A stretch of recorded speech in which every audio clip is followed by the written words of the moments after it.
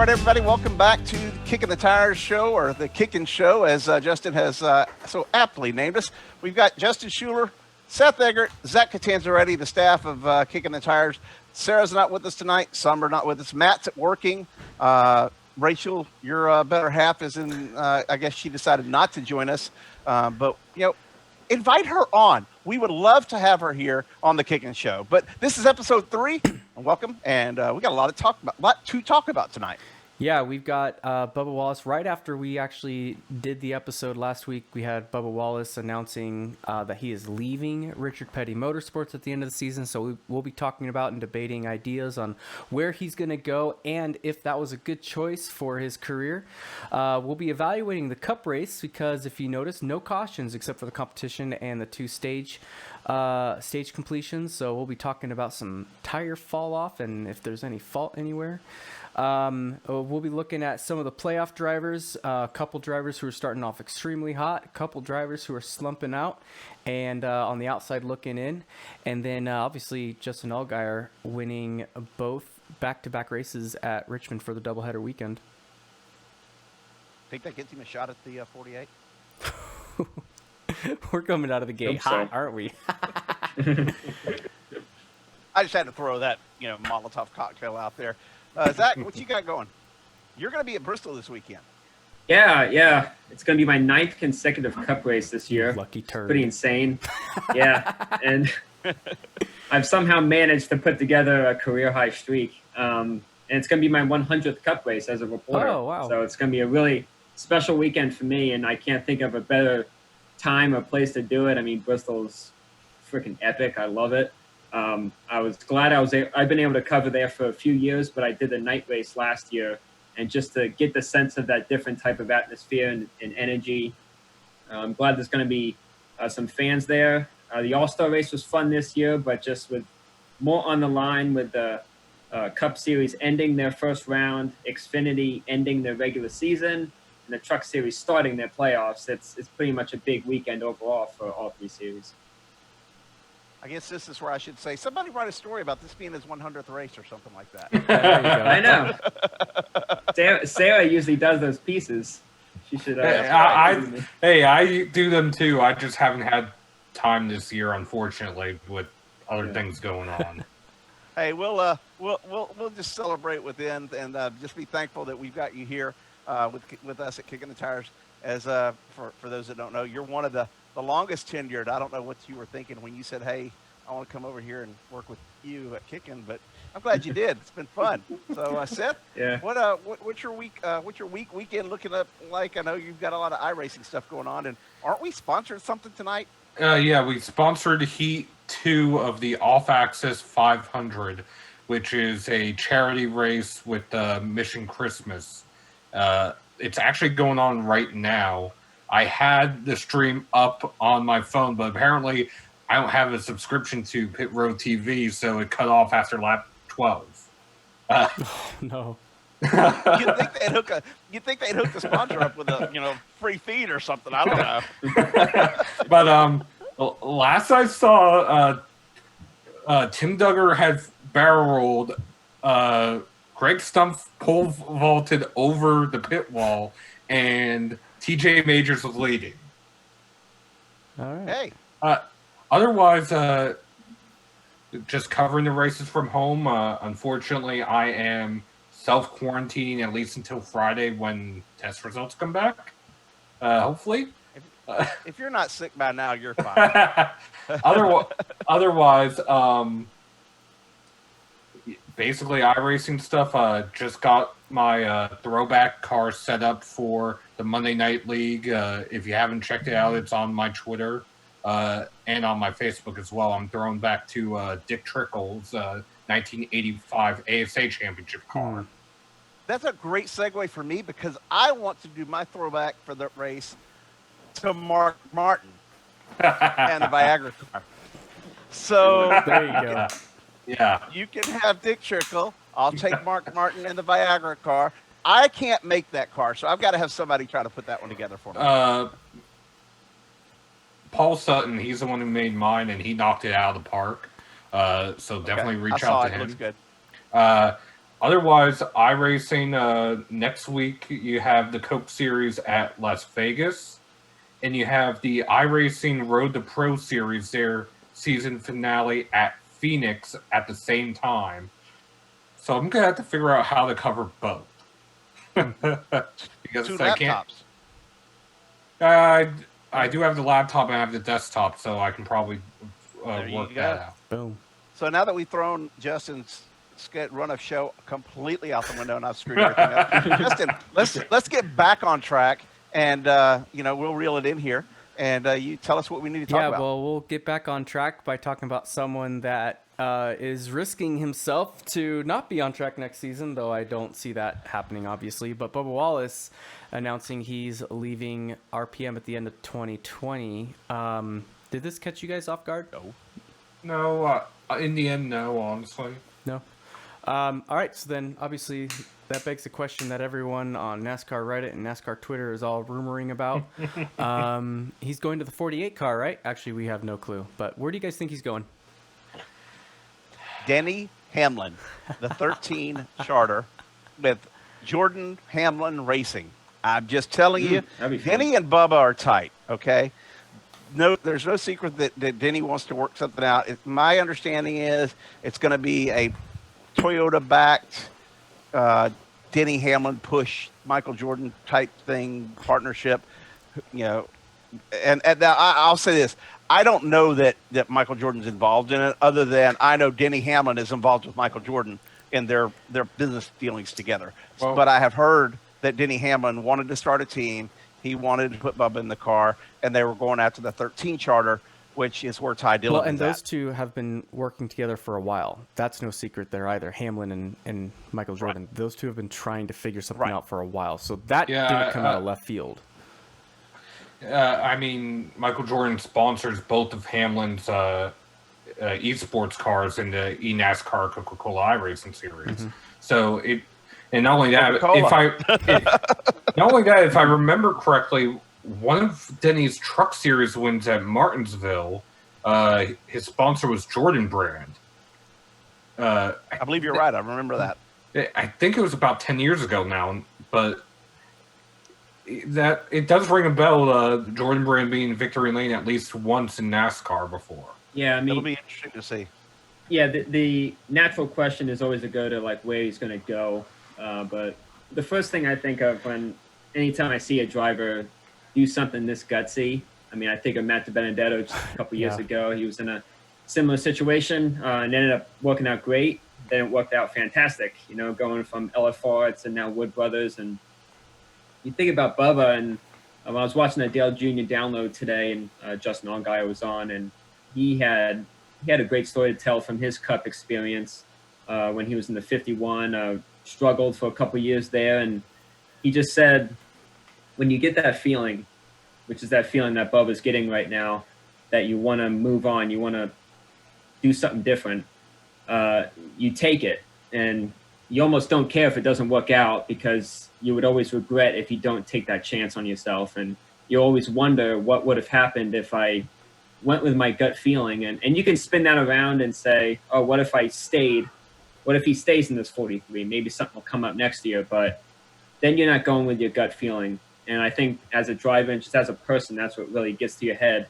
And it's a weird timing, I will say that, in a way, because his improvement this year has been pretty strong.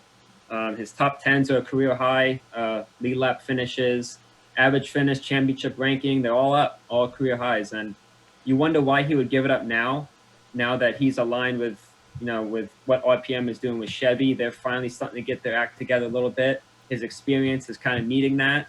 But I think it's finally aligned with him. And I think he knows, even though all of his numbers are improving, I think he knows that his worth is improving as well. And he knows that he's worth a lot more than he was a couple years ago. So he wants to do something different, which I admire a lot. Corey LaJoie's in a similar situation, but it is something to respect, but it's also a huge question mark on where he's going. And that Hamlin-Jordan thing sounds interesting. I hope that happens. Be cool to see someone like Michael Jordan have more of an involvement in the sport. I know Bubba's really popular in the garage, so I feel like he has a lot riding behind him. I want to interject something here on the 43 car. Look, no disrespect to Richard Petty, but we all know they have not been burning up the track. Okay, Bubba has done better than he should, in all honesty, in those cars, and this is his opportunity because yeah, there's another rumor going around or whatever, however you want to speculate on it. But I got a text this week that RPM is leaving the RCR campus. So I don't know, and RPM has bounced around before, so it's not like that's that wouldn't be earth-shattering news. But does RPM have the speed to take a driver that's as popular as Bubba and who can bring in some money, especially right now with everything else that's going on in the world? Do they have what they need to put a car underneath him? And I don't think they do, and I don't think anybody can argue that with me to say that RPM is just all of a sudden going to come out of the gate and be a powerhouse team again. They haven't been a powerhouse team in years. So to see him go to a new team, a new organization, fresh blood, Toyota backing, if that's what it is, more power to Bubba. Because, look, Bubba has done me some favors in the past with fans and appearances and things that he didn't have to do. And I owe him immensely from a friend standpoint for what he did. He doesn't realize that was very important to me back when I was doing Chasing the Chase, for him to show up at a fan event where there was just 20 or 25 people, but they wanted to see him and Ryan Blaney, and that was really cool for them to come out and do that. So I want to see him do well, and I want to see him do well in a good car. So more power to Denny and them if that's what they've got working. Yeah, cool. Well, hey, let's talk about the races this past weekend at Richmond. Let's start with the Xfinity Series race. Allgaier winning both of them with the doubleheader weekend. Allgaier leading 213 of the 500 total laps. The only other driver to finish in the top 5 for both races besides Allgaier winning, Ross Chastain. So we got a couple drivers there. Pretty solid both weekends. Justin Haley, one spot shy of being able to match that, finishing 6th during, I think, Saturday's race on the 11th. But what did you guys think of the Xfinity race for that? That Allgaier kid might turn out to be pretty good. To a certain point, they were both uneventful. Granted, the one on 9/11, the Friday night, had a couple incidents early on. Otherwise, the one on Saturday, other than the late incident between Riley Herbst and Brandon Brown, it was a fairly tame weekend for the Xfinity Series and overall at Richmond. Yeah, I was interested to see how the racing, to Seth's point, I mean, it was probably the most tame weekend I've ever covered. And I was interested from the start of the truck race, which is at night, the Xfinity race at night, then we had a day race in between. Interested to see what the differences were. Not a whole lot. They just kind of kept their stuff together and just kind of touching on Allgaier a bit. I mean, gosh, he's been so fast with JRM ever since he joined. I think it was 2016 he joined, and these last couple of years, he had that one breakout year with 5 wins, but he's always had a tough time closing on victories. He's found every way to do it, whether it's him making mistakes or if it's a bad pit stop, bad restart. Caution comes out late and everyone rushes to pit road and he ends up losing it. I mean, just something happens. So for him to get the win back at Dover a few weeks ago and now to have back-to-back wins, a weekend that went without problems for him, or at least significant problems, it was pretty insane to see. And I mean, not surprising in the sense that you know that he has that speed and he can do that every week. He can win, but just as I mentioned, it's just all the stuff that happens to that 17. You're just like, yeah, I'm not buying this. Yeah. He's out leading by 10 seconds, 2 laps to go. I'm still not buying it. So this time nothing happened and he came out with 2 wins. That was pretty impressive for those guys. 3 on the season. Yeah, man. I feel like Allgaier and Ryan Blaney kind of have had that bad luck monkey on their shoulder all season long. Both of them having one win before Richmond, obviously. But yeah, multiple times where they should have won going into that. So they go to Bristol. They're racing Friday night for the finale of their regular season. Then they start their playoffs. I don't think we really have a close points battle because It's about 49 points, if I remember correctly. Brandon Brown holding the last spot. Jeremy Clements the first one out. Everybody else essentially has to win to get in. And of those who are on the outside looking in, you have Clements, Mike Snyder, Alex LeBay, Josh Williams, Jesse Little, Tommy Joe Martins. Unless there's a weird strategy or we have a chaotic race or weather, I don't see any of them, at least with the equipment that they have, go into victory lane. So it's Bristol. So you're saying a weird strategy, chaotic race, or weather. So my last 4 trips to Bristol have been weird strategies, chaotic races, and weather. Okay. Yeah. So we're pretty much on track. Yeah, I think I covered. I think there was one that I covered 2 years ago in which it got rain delayed. We continued the next day, and at the end of the race, it started snowing. Yes, I was there. Oh my gosh. That was it. Yeah. That's the same race where we were standing with Garrett Smithley in the parking lot, and fans asked me and Matt Weaver for our autographs and didn't realize that there was a real NASCAR driver next to us. Yeah. Oh, no. Poor Garrett. Did But, Garrett play along? I feel like Garrett would be someone that would he play did. along and He be like, did. "Can I get your autograph?" Too? Yeah, he did. He played along. But then we told the guy. Then we told the guy, and it was cool. He was like, "Oh my god, That's funny. Yeah, a similar thing happened at the K1 Speed charity race last year. Somebody went up to Todd Gilliland asking for his autograph and then walked off. Meanwhile, I'm standing there interviewing Mike Snyder, and Mike's looking around like, did they not know I'm a driver? They didn't care, Myatt. But here's the thing. Myatt actually has a better resume than probably Todd Gilliland. And I like both these guys. And Myatt, I need to get Myatt on the show because he raced the European Series. Yeah. He's gone overseas and raced and did pretty well. So I need to call him and get him to come on the show. That'd be cool. Heck yeah, let's do that. Cool. Well, let's talk about the Cup race then, because that one was definitely had a lot going on. 3 cautions in total, 1 for the competition caution and 2 for stage completions. And Brad Keselowski, off of, well, pretty much just better pit timing and better pit cycles than everyone else, pretty much walked away with that win, leading 192 laps. Austin Dillon almost sneaking away with another win on that pit strategy, just didn't quite fall in his hands. But let's talk about the no cautions. A lot of fans chiming in on Twitter, giving their NASCAR opinion on that. What do you guys think of that, with whether it's tire fall off or just cars being like quote unquote easy to drive or whatever? What do you guys think of that? We've always had races in which they went caution free even before we had stage races. Granted, they were few and far between, but it was always something that happened naturally every now and then. And it just felt like this weekend was one of those weekends in which we weren't going to have any natural cautions, so to speak. Yes, we had a few moments here and there with Austin Dillon missing pit road or Martin Truex Jr. missing pit road.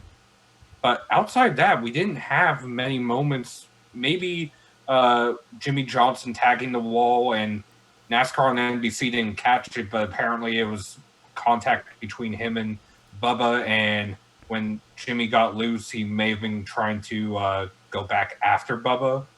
But outside of that, there weren't many on-track incidents.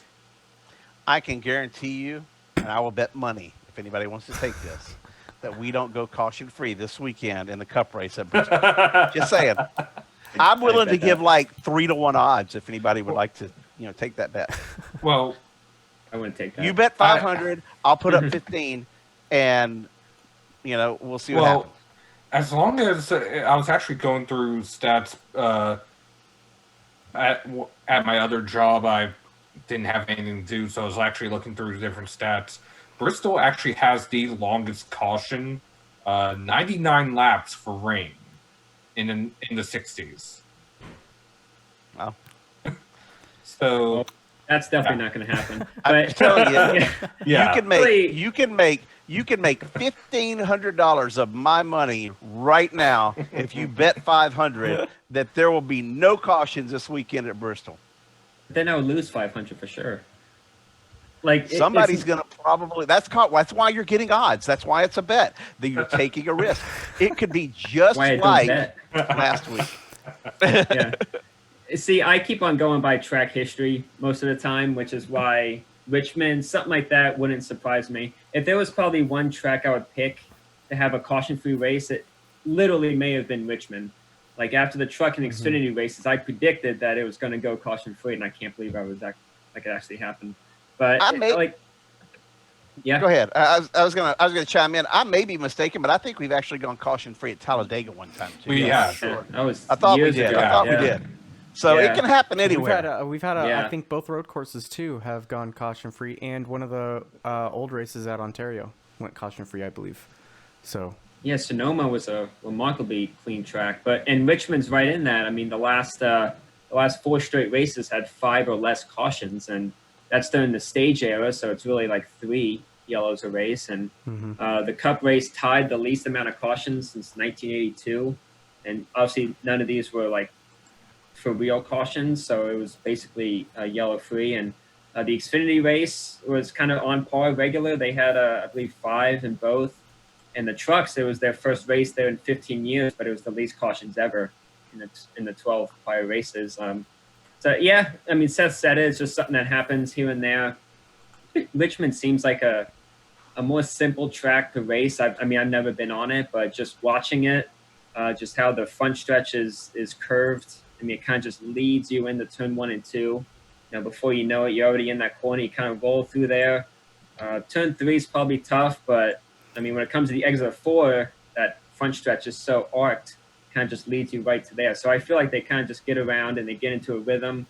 It's a fairly wide for a short track, you know, and we see multiple grooves. So there's just a lot out there for the drivers. And yeah, we didn't see any phantom debris cautions this time. We didn't see NASCAR throwing a fake yellow at the end, which I don't know if that's ever happened before, but we haven't seen it lately. That's Martin Truex Jr. no. He's always going to say, or Matt Kenseth, either one. Yeah, or Clint Boyer about how his wrist is feeling.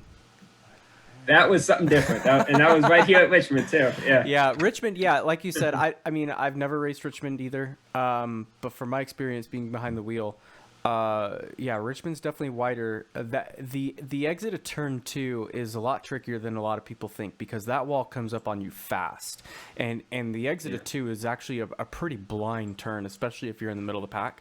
So that exit of 2 is pretty tough, and really the hardest part about 3 and 4 is figuring out when and where you got to come back in the gas like regularly, because you can come back pretty early and that wall kind of skates away from you because it's kind of got that D oval on it, so it kind of arcs away. And they're always really hot on the gas. You always see them off of 4 and they slide sideways a little bit. They usually leave some burn marks on the road because they're just testing how far they can push that rubber before the adhesion just breaks. So that's one cool part about the track, but as we see, it doesn't lead to too much carnage that maybe some people expect from not only a short track, but a playoff short track race. Yeah, well, something else that people may not have expected. 2 guys have started off the playoffs with both races at Darlington and Richmond with top 5 finishes, Joey Logano being one of them. I think everyone, if you were to ask if you could pick 2 drivers, Joey Logano may have been in a good chunk of people's lists. But the other one, I can guarantee you, was probably in very few people's lists, probably only fans of the number 3 car, and that was Austin Dillon, obviously finishing 2nd at Darlington in the Southern 500, and 4th this weekend. 2 guys starting off pretty hot with consistency. I know Harvick's got the win, and now Keselowski has got the win, but these 2 guys are starting off pretty well too. Sure, you know, obviously with Logano, I think I picked him to be in my Final 4 earlier this year. Austin Dillon, though, that is somewhat surprising, except for the fact that I remember Richard telling me, and I think he told everyone as well, but they had something for the playoffs, and apparently they weren't bluffing. So good to see Austin, making a run, almost stealing a couple of wins there. And look, don't be surprised. He could pull something off this weekend. Yeah, I did not have these two picked to be, like, if we were looking at this stat 2 weeks ago, I would not have picked these two to be the only guys with 2 top 5s, especially Dillon. I mean, you can have like one breakout run like Darlington, and just obviously with the top 2 getting wrecked out, he was still going to finish 4th, which is pretty strong. But for him to nearly win, that surprised me. But off the start, he was one guy who I watched, and I believe it was Harvick, Logano, and then him, and they kind of broke out. It was those top 3. Like, all right, Austin's showing a little bit of speed here. He's staying with the top 2. He's got a gap on 4th, and then he passed Logano, then he passed Harvick, and the run kind of kept going, and he just kept leading, and he led a career-high amount of laps that night. And ultimate sleeper for sure. I definitely didn't have him out of the round at 16, and now after 2 races, he's in as good a shape as Martin Truex. Yeah. Truex is 38 points up, and he's 36. Unbelievable. I really didn't see that coming. So I guess they did have something saved. And I think Joey, he's also saving his best possibly around now. He started the year off tremendously. Both his wins came before the lockdown. None since then, but I mean, he nearly won Bristol back in the May race. And but this is his first time with consecutive top 5s this year, which really surprised me. So maybe he's on to something. And, Brad won, and Blaney, DiBenedetto, of course, are in a different era. We're going to get to that. But I think these 2 guys for sure are those type of surprises that I love to see in the playoffs, even though we're a little early here. For me, Logano isn't that much of a surprise. Austin, a little bit. It's more of a surprise for, say, Harvick not getting a top 5 in both races. Now, for Harvick, at least at Richmond, in part it's because of that speeding penalty that he had in stage 2. He was able to rally back and finish 10th in the stage, but with the tire wear or non-existent tire wear, depending on how you're looking at it, it was just difficult to pass, so he wasn't able to really get up and back into the top 5. So for him, it's more, I guess, a little bit of a disappointment that he didn't even finish top 5, but then again, he's already locked into the next round. Right. Yeah. If he had some restarts, I think he would have been right up there with those guys, I feel. But he didn't have any. Yeah, and to Jerry's point, I wonder if RCR does have something, because Tyler Reddick has been running a little bit stronger in both races. I know Darlington didn't quite have the finish to show for it, but 11th here at Richmond, and highest non-playoff driver. And in fact, he beat 6 playoff drivers, so including one of them being the other hot driver, Denny Hamlin. So gonna have to keep an eye on that 3 car. I know that'll be an interesting one to see how far he can take it off in the playoffs, or even maybe, who knows, sneak his way into the Final 4. But let's talk about the opposite side of that spectrum. 2 drivers that are below the cutoff line and are so far deep, pretty much are looking at a need to win situation. Matt DiBenedetto, it's nothing against Matt, but not surprised that he is below the cut line, to say the least. But one that is a surprise is Ryan Blaney, who has been pretty hot all year, competing for wins multiple times, now sits well below the cut line with Matty D. The good news for both of these guys, however, they are strong at Bristol. We all know the Cinderella story with Matt DiBenedetto in the 95 car, almost getting that win until Hamlin hunted him down after contact with Newman in the closing laps, and DiBenedetto getting his first career second place finish. And Blaney's been hot at Bristol for, I feel like 3 out of the last 4 times we've been here. He's been one in the talks about coming up for a win in the closing laps. So if you were to pick one of these 2 drivers to make it in, which one do you think has the better chance to win on Saturday night? Ryan Blaney or Matt DiBenedetto? Zach? I think realistically, I'll answer your question, but realistically, I think neither are going to win. I think Byron's probably going to get in and Almirola is going to be out. That's how I'm looking at it now. But picking between these two, Blaney, yeah, I'd have to pick him. His Bristol finishes aren't anything special at all, but his performance has been top of the line. Definitely one of his better racetracks. Over 400 laps led in just the last 2 years there. 3 straight top 10s going into the May race this year, but I mean, we know a top 10 probably isn't gonna cut it, to make it, unless he kicks some tail in the stages. I think he's gonna probably end up at least a top 5. I mean, he's gonna need some help from Byron, Custer, and then the guys above the cut line.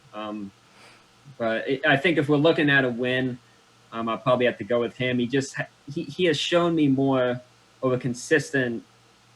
He has a trend of coming to Bristol with a winning car and showing that winning speed, and we just haven't. DiBenedetto hasn't had as much time in that type of equipment. We saw what he did last year in the 95, but in this past May race, he was pretty decent. But I think just the type of laps that he has around him and the competition we've seen from these guys, I think Blaney is the clear choice, at least for me.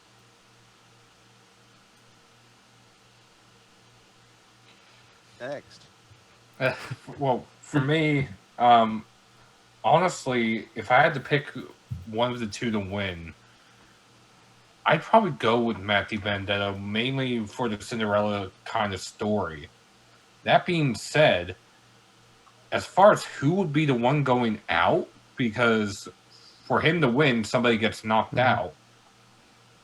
I'm not looking as much at Boyer or Almirola. Maybe a Kurt Busch or a Kyle Busch even, I would say, would be knocked out. Because with the nature of Bristol, I look at Blaney back in May, he was leading the race and just couldn't avoid a wrecked car because of how fast Bristol is and the reaction time there. So I'm almost wondering if maybe we get a shocker not only going into the playoffs or continuing in the playoffs, but a shocker falling out of the playoffs. Interesting. Okay, so to whoever will take the 3-1 bet on caution, if you'll flip it around, I'll put up A double or nothing. 500 to your 3-1, and you can either lose 1,000 or win 3,000. You're nuts. That's a lot of money. The odds are you could win it. I'll pay it. You have to hit both. You have to hit both bets. But I'll take Matty D 500 if you give me 3-1 odds. But you have to take the caution bet for 500 flipped with 3-1 the other way. So here's the deal. I'm pretty much guaranteed $1,000 winner no matter what on that bet, except for there is another little wrench that you could throw in here. Seth, you said Kyle Busch and Kurt Busch might be one or the other. Yeah. Well, hold on a second. Uh-oh. This guy says, no, I'm not going out. Okay. Are you going to win? Yes. Yes. I have a good record at Bristol. I'm going to win. So Jerry's hiding behind numbers and bobbleheads. Statistics. Well, what I'm saying is more so with the nature of Bristol, just one mistake. It doesn't even have to be something that Kurt or Kyle do, but one mistake, they wreck out early, and very easily somebody else could knock them out. Mm-hmm. Not just with a win, but even on points. Yeah. Because they're only about 15 above the cut line. bobblehead Kurt says that's not going to happen. Yeah, that's the other thing I was looking at too is, we have two guys that are pretty far below the cutoff line, but that cut line from Kurt Busch, Almirola, Boyer, and Byron, between those 4 guys, 2 of them being above, 2 below, that's a lot closer than a lot of people think. So, I mean, you're talking about less than 10 points. What is that, a 7-point difference between Kurt and Byron right now? So, and Kyle Busch being only 18 points above the cutoff line. I mean, that's just a couple bad stages despite no matter where you finish. And now he could be within just a few points away from that cutoff line. So I can't believe y'all are talking about Kurt and Kyle doing poorly at Bristol. Hey, it's Have Bristol, you looked baby. At the stats? Have you looked at Hey, I think we piqued your interest. You definitely piqued my interest. That's right. But I don't know much about stats, but I know those. Okay. Yeah, so we pretty much know. I think Hamlin is locked in by points. Is that right? Yeah. Hamlin's locked in points. So we got 3 guys locked Yeah, in. like round 4. Yeah, right. Yeah. Yeah, so we know we have 3 guys locked in. Logano's essentially locked in unless literally something happens lap 1. The wheels fall off. Yeah, so we know that Logano, Truex, I would probably draw a faded line there and then say Dillon, Elliott, Bowman, and then I would draw my solid line at that top 8 being somewhat, for the most part, safe unless something drastically happens to them. But those last 8 got to drive like it's their last race. They can't assume anything. And I think of all those people that can testify to that is probably Kyle Busch, because he just hasn't won a race this year, and who would have thought at the beginning of this year he'd still be winless this season. So here's the peak your interest question of the week. Kyle Busch is still winless. Will he stay winless the rest of this year? I say yes. Oh, he doesn't like you. I don't have a Kyle Busch bobblehead, but I'll do that. Well, I'm going to say yes. And again, going back to the trends. Amazon.com Kyle Busch bobblehead. Okay, it's on the way. But going back to the trends, every champion has had a winless season recently, whether it's Jimmy Johnson, Jeff Gordon, Tony Stewart. So it's almost on par with what's gone on recently. I mean, even Keselowski had a winless season a few years ago. So it's not out of the realm of possibility. I was just thinking, I'm one, because I don't, maybe Seth, you know this, but the last champion to go the next season winless. I know Brad Keselowski was close, but he won. I would have to look that up. Yeah, Brad was close in 2013, but he won one of the last playoff races of the year. I'm probably with Seth.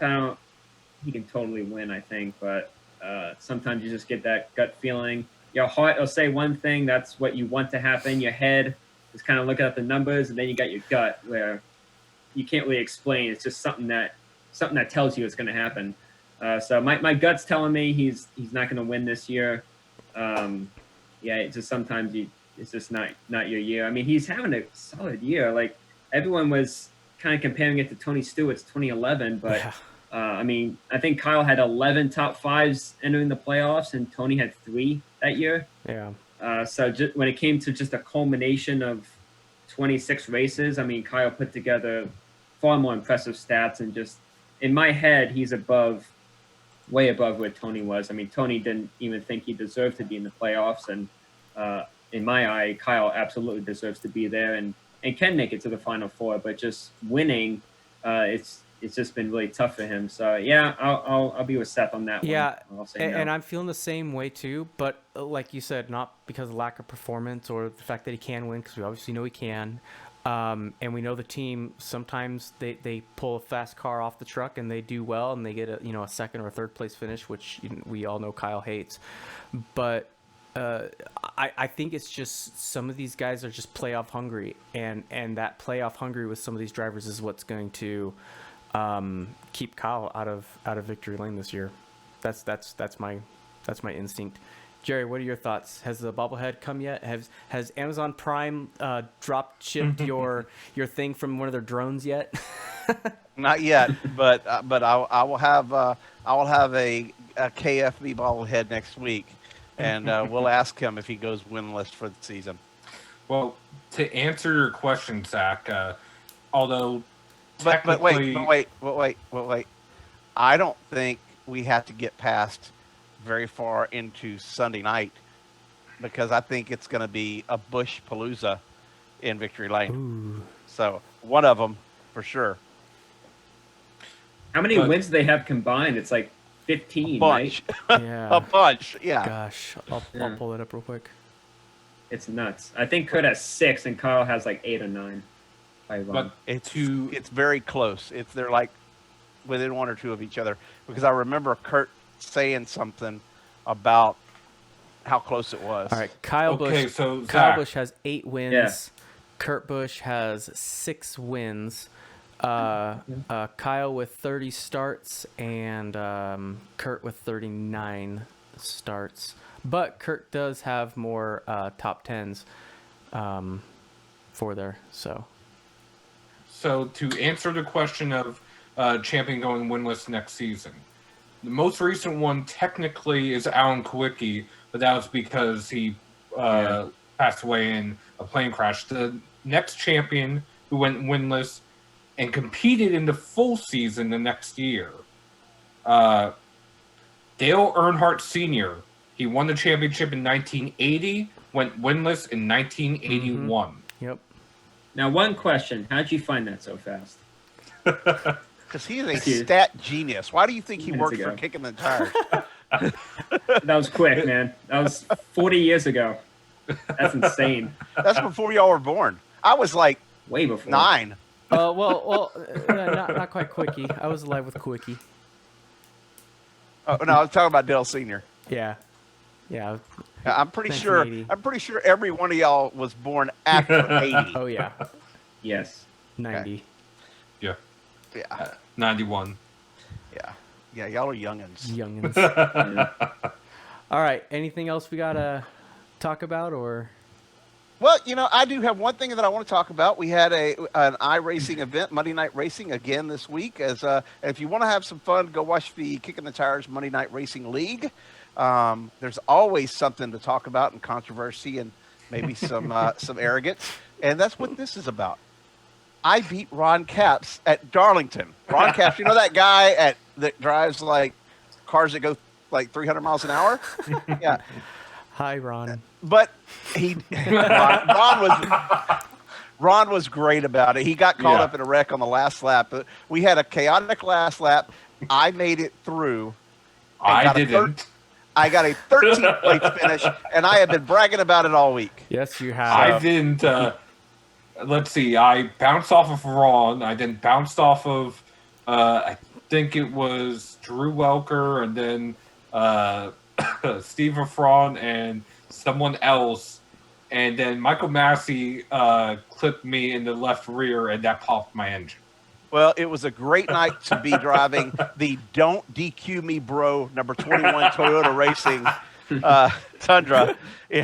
So Don't DQ Me Bro. That was my sponsor.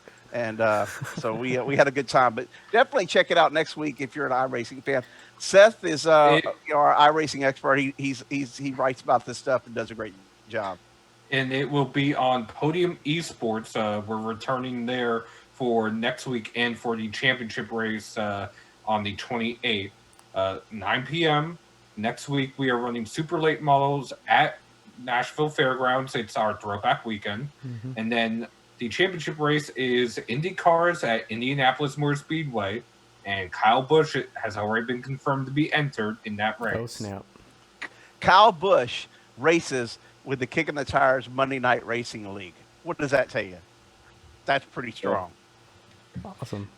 And y'all are saying that he can't win this season. He's already got to win this season. He won in the Monday Night Racing League. Yeah, you know why? He came on the interview and said, because this is the only place where I'm going to be able to win a race, I guess, apparently. Yeah. Because they keep, they DQ him or start him in the back or penalize him or whatever. No, Kyle definitely adds a lot to it, and he's a ton of fun to have around for sure. So he is awesome. Oh, yeah. So. He's definitely entertaining. I remember when he first joined the league at Fontana in the IndyCar, he made a move, and somebody asked him if that was going to work, and his comment was, "Well, it's a bold strategy, Cotton." I know that he gets into it, and he is probably as loud as we are, because I talked to Samantha Bush about it, and she says he's got his setup downstairs in their basement, and she worries about Brexton being woke up by him when he gets into these late night races. So he's into it, and he enjoys it. And we really, we appreciate him coming on and racing in the Monday Night Racing League. It's really Rachel cool. does that too to me. If I'm ever racing late or doing something late and I'm too loud, she'll come barreling through this door and like, "I'm sleeping. Why are you so loud? Knock it off."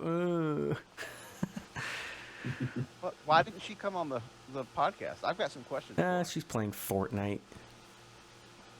Fortnite, isn't she like 30? Makes sense. No Yeah. comment. Good answer. I'm sorry. Isn't she 29? For everyone out there, so the inside with that Big is difference. when we joined Kickin, Jerry texted me and Rachel. Well, he texted me and he said, "Hey, what size shirt should I get y'all?" And I said, "Well, I'm a large, but let me go ask Rachel." And everybody in our Slack group was like, "A smart man, you know he's married," all this stuff. But yeah. And actually, the birthday thing is, I was with her on her birthday this Yes, you year were. out in California. Yeah, she actually, And, I was actually pretty bummed because I really wanted to do something special because it was her 30th birthday. She spent it with me. Yeah, it was her 30th birthday, and so with the whole pandemic, I felt really bad for her, like legitimately, because I was like, I don't know what I can do, but between you, me, Jerry at least, and Rachel, like we all found a cool opportunity, and she actually got to shoot for Kim Rode, who is a 6-time Olympian medalist with shotgun shooting. So. Yeah, Kim Rohde's a spokesperson for one of the companies that I do marketing for, and I got sent out there and brought Rachel on to help me out.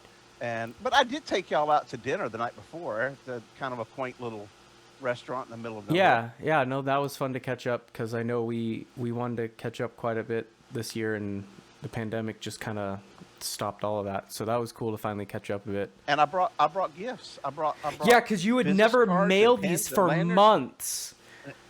Like, you didn't need it. I You still weren't need gonna mine. Here you are. There's a Here box. you are right before There's the a show. box over Here here. you are right before the show telling me I need to get my polo on, and Seth, go ahead and stand up a little bit. Show how much of your Kickin' polo you have. Yeah. Uh-huh. Yeah, I know. Oh, it's just a black shirt. It's just a black. Yeah. No, It's a black shirt. I didn't see it. I thought it was the Kickin' shirt.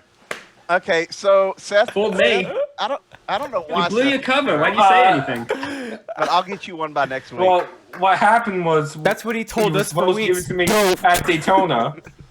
Well, what happened was you were supposed to give it to us at Daytona, and when I got there, you had explained that they messed up, and for some reason they didn't have it, or you didn't have it. It was at your place back in Texas. Right, And- they messed up the logos, and I wasn't Yeah. happy. Yeah. And trust me, Zach has been through this. Zach has been through this where they put the logo on the wrong side of the Oh shirt, my and gosh. I lost my. Well, Oh yeah, so I had $500 worth of logoed material that's still in the Kickin' the Tires camper that has the logo on the right hand side rather than the left hand side, and I use it as giveaways or rags for when I change the oil in my car, Oh, man. because we just can't have that. And I mean, these are nice shirts, nice jackets. They did it to our jackets. They did it to our. I mean, you name it. They screwed it up bad. And then this other company that I switched to, they messed up the first time, but they made it. It looks pretty good on Justin. So I Aw, like thanks. I like what it looks like. So what I was going to say is also I remember the business card had a incorrect phone number, so Oh, gosh. just about everything that could go wrong for me. no, went wrong. was it a phone number or was it Phone number? Or did phone they number? put Okay. kickinthetires.com? No, well that's happened. I had a Stuff. paint scheme designer do that. Oh, Yeah, man. yeah, that happens all the time. Not For the Paul longest- though. Well, for the longest, SMI, Speedway Motorsports, had us as kickinthetires.com. And I'm that's like, when you wanted us in press conferences to say kickinthetires.net. exactly. Yeah. Yes, Oh, it kickinthetires.net. took Vegas years Yeah, because- to get our last name right because, especially, well, they knew how to spell Rachel's maiden name, Rachel Myers. That's pretty straightforward. But man, Schuler, it took them years to get it right. They don't got my name right. Zach, yeah, Catanza get- already. I mean, I can't They get my pronounce it, I'll first- be honest. They get my first name wrong. your first Zach. Well, let that- me guess with a They K. could've- Yeah. Yeah, I every was going time. to say that one's, I'm sure, is pretty common to get with a K because Yeah. it's a 50-50 toss They up s- there. Yeah. they sleep on the first name and only focus on the last one, and they make them and they screw up the first one too. Well, I guess that's about it for tonight here. And like I said, this is the third episode of the show. We appreciate everybody tuning in. I will get your shirt out to you, Seth. Do I owe anybody else anything that I need to, I mean, I've kind of gotten this room organized now. And, I keep my office organized, but this room is a new creation for me. I had to beg my wife to set the sim up and all the posters and everything. So this is new. So we're changing, we're advancing. I had to get the guest bedroom, the guest bed out of here. I had to throw the cats out. So yeah. But if I owe anybody anything, please let me know. What do we got? We got next week. Zach's gonna report back to us from Bristol. Then we've got you guys gonna be pulling some shenanigans to get into Las Vegas. Then I'm going to Talladega, and then I don't care. At this point, it doesn't matter. And then I guess I'm going to Charlotte. After Charlotte, what's next? Kansas? I believe it's Kansas and Talladega. Talladega, then Kansas. Talladega, Charlotte, then Kansas. Yeah. And then Texas. Martinsville, Phoenix. Yeah. So, and I'll be in Phoenix for the finale. Maybe Justin will be in Phoenix for the finale. But I just found out that I get a free flight from Houston to Laughlin, Nevada, and I'm going to drive back to Phoenix so that I don't have to pay for my flight. Ooh. Thank you, Nice. Harris.